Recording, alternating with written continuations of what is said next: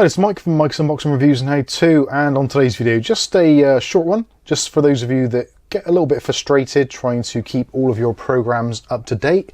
Now, some of you may have seen a great command line interface called Winget, which you can use to update packages, uninstall, remove, etc.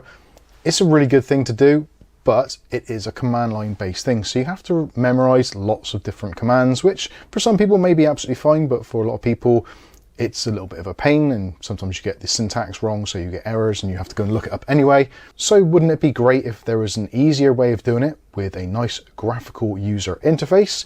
So today we're going to take a look at a program which is UniGet UI by Marty Clement.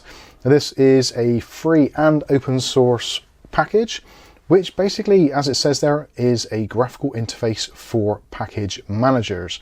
So if you've used things such as Winget, Scoop, Chocolatey, Pip, NPM, .NET Tools, PowerShell Gallery, etc., then this is going to feel pretty much at home for you.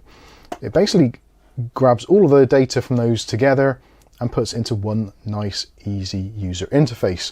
Now, it's compatible with Windows 10 and Windows 11, the x64 versions, version 10.0.19.041 or higher. And as it says there, UniGet UI is not officially compatible, but should work with the following operating systems. So if you want to use it on those, you can do, and if you want to, you can download it from the site here. There's various options available, or also you can go over to the GitHub and you can get it from there. Exactly the same deal. But for a lot of people, especially if you're watching this, what you want is simplicity. So there's a strong chance that you're still using the Microsoft Store, in which case let's head over to there now, and all we need to do is just to type in the name of the program we want. So we start typing it and it comes up straight away. So UniGet UI, and as you can see there, 4.8 stars is a rating and gives you a brief overview of what the program can do, which we'll take a look at in more detail shortly. So we'll click on install. This should be very quick, it's a very small program. You'll get the user account control come up, click on yes. And after a short while it should be done. So now you can either click on open, or you can open it from a shortcut. Choice is yours. I'm just going to click on this one to get it started. Now we've got a nice user interface, and we'll full screen this so we can see it a bit better. And to start with, there's some things we need to do, some basic housekeeping. So it says there, share anonymous usage data. UniGet UI collects anonymous data usage in order to improve its user experience. So you can either choose to accept that or go into settings and you can decline it. So now we've done that, we can take a look around. So again, you can do discover packages, you can do software updates, install packages and package bundles. Now if we go to discover packages, so you can search for a program. So if there's something you actually want to install, so say for instance Winamp, it comes up and gives you the installation. You can tick the box and install selection, and it will basically install Winamp for you. So pretty easy, don't have to go hunting around the web for programs, and it gets all the information from, again, like I've said, places like Winget, Chocolatey, etc. So you know it's nice and safe and secure. The main part of this is actually the software updates. At least that is what we're going to be focusing on more today. So as you can see, it's scanned our system and it already says that there are updates for all of these packages, which is awesome, because otherwise we'd have to go through manually and do these. I didn't know there was an update for Hardware Monitor. There seems to be one for Discord as well. There's one for my Elgato Stream Deck, the lab filters, Microsoft updates, and also Synology Active Backup for Business. So yeah, those are updates that I was unaware of. You can see there the version that you have installed and the version that it's going to try and get for you. So the simplest thing we can do here is just do update selection, but maybe you don't want to do all of them, maybe you just want to do one of them. So we'll get rid of that and we'll just do Hardware Monitor for now. So if you do that, click on update selection, you're going to get the user account control as you would do when you're installing programs. So click on yes, and at the bottom there we can see that CPU ID Hardware Monitor has been updated, and there we go, Hardware Monitor has been updated successfully. Excellent stuff. And obviously it's updated the list there, so we know what is going on. Also, you've got options for the installer. So if you click on one of the items, click on update options. So it gives you information about the program and the command lines it's going to actually run. Also, it says some programs may be locked. You can change this and unlock, and you can make that the default for all programs if you want to. If you do change anything, just click on Save and Close and it will do it for you. Also, you've got the option to ignore some packages. You can share this. You get the general idea. So it's pretty straightforward in terms of updating. So let's just go ahead and update all of them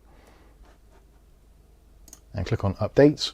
So now it's going to go through and just basically update all those programs for you. Save you faffing around, saving you going to individual websites or programs and opening them. Again, you will face the user account control now and then because it is doing kind of system level changes as you would expect from program installers. So nothing really unusual there, just a nice centralized way of doing everything. So we'll let it carry on doing its thing in the background. Again, if you want to, you can minimize this, carry on doing your work and just get on and do your own thing. That is entirely up to you. And at the end, we've come to this situation. So we've got an issue here, or what appears to be an issue. So the app installer and Discord are both there listed as being available, but they're not able to be installed. Now, sometimes there can be various reasons for this. Sometimes it just needs for the system to be restarted. That potentially could be it. Or also, they could be uploaded. So the software updates are available, but they're not quite ready to be queued to the system, which means at the moment we can just ignore them. So that isn't a problem. Generally, it's the fact that they're just waiting for either the programs to be signed or for quality testing or whatever. So it's kind of like a temporary update, which is almost ready to go, but not quite. So if you do get that, then that's generally what the problem is going to be. Depending on the version numbers, like this version number is only one difference. So it's only a very small incremental potential fix or change to the program. So I would just ignore those for now. And the same with Discord. I've actually looked on Discord as of today's filming, literally now, and there isn't an update available, but it looks like the new version is going to be available very shortly, but it's not fully released yet. So sometimes you will get these errors to say that some programs cannot be updated, even though it looks like there's a newer version available. So like I said, it's not a perfect solution, and there are still a few bugs to be ironed out, but if you get things like this, don't worry about it too much if it's not installing. If it persists, then obviously potentially there's a problem with your system, but otherwise just wait and these should update themselves normally anyway. Again, I've just looked on Discord and there's no updates available currently. Normally you get like a little green box at the top of the screen to say there's an update available, and there isn't. So this means there is an update in the pipeline, but it's not ready for general release yet. So also we can go into installed packages. So again, if you want to remove things from Windows, which evidently from time to time you will want to do that, you can basically go through and look through all the installed packages. So there's probably going to be absolute tons of them, depending on your system, how long you've been running it. So if there's things you want to get rid of, which you're not using, then you can use this as a uninstaller. So just put a tick, say for instance by MSI Afterburner, I want to keep it, but in this instance, you would just click on uninstall selection and it will get rid of it for you. So again, it's a pretty powerful package in the fact that it puts all those command line things basically at your fingertips. It is, as always, going to be a work in progress as the developers try to keep up with what Microsoft are actually doing. And again, if you're just looking for some packages, so I don't know whether it's something to do with Elgato, you can have a search, see if there's anything available. So you've got the Elgato app, and it will just keep on searching, see what's available. Maybe you need the Elgato 4K capture utility or Elgato Studio Wavelength software. This is a pretty easy way of finding those softwares and installing them pretty easily. So anyway, let me know what you think about UniGet UI in the comments section below. Give it a try, see how you get on with it. Obviously, it is completely free of charge. It is open source, so you can analyze the actual code in the background if you wanted to.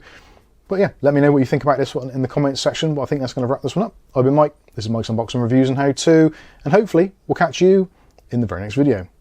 Thanks for watching.